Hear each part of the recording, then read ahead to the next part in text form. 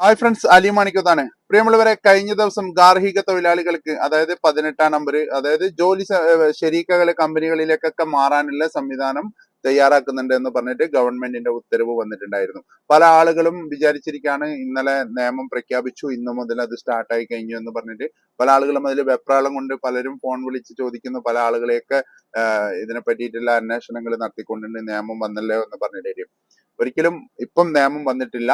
നിയമം വരാൻ പോകുന്നതേ ഉള്ളൂ.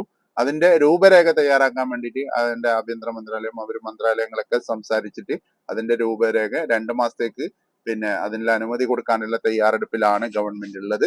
അല്ലാതെ ഇപ്പം നിലവിൽ നിയമം വന്നിട്ടില്ല എന്നുള്ളത് അറിയിക്കുന്നു. കാരണം ഇനി വരും ദിവസങ്ങളിൽ അതിന്റെ ഒരു അറിയിപ്പ് ഉണ്ടാവും. ഇത്ര തീയതി മുതൽ ഇത്രാം തീയതി വരെ ഉള്ള ആളുകൾക്ക്, ഖാദിം വിസയിലുള്ള ആളുകൾക്ക് ജൂണിലേക്ക് മാറ്റാനുള്ള സംവിധാനം ഉണ്ടാകും എന്ന് പറഞ്ഞുകൊണ്ടുള്ള അറിയിപ്പ് വരും. അത് മാത്രമല്ല, ഖാദിം വിസയിൽ ഷൂണിലേക്ക് മാറുമ്പോൾ എന്തായാലും മുൻകാലങ്ങളിൽ ഉണ്ടായതുപോലെ പല നിബന്ധനകളും ഉണ്ടാവാം.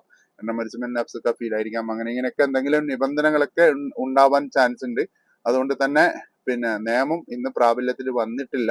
പലരും ചോദിക്കുന്നുണ്ട്, പ്രാബല്യത്തിൽ വന്നോ, ഇനി ചെയ്യാൻ വേണ്ടി പറ്റുമോ, ഇന്ന് ചെയ്യാൻ വേണ്ടി പറ്റുമോ എന്നൊക്കെ ചോദിക്കുന്നുണ്ട്. പക്ഷെ ഇപ്പം നിലവിൽ ചെയ്യാൻ വേണ്ടി പറ്റൂല. കാരണം അതിന്റെ നിയമം പാസ്സായത് മുതൽ 2 മാസത്തേക്കുള്ളത് അനുവദിക്കും എന്നാണ് ഗവൺമെന്റ് അറിയിച്ചിട്ടുള്ളത്.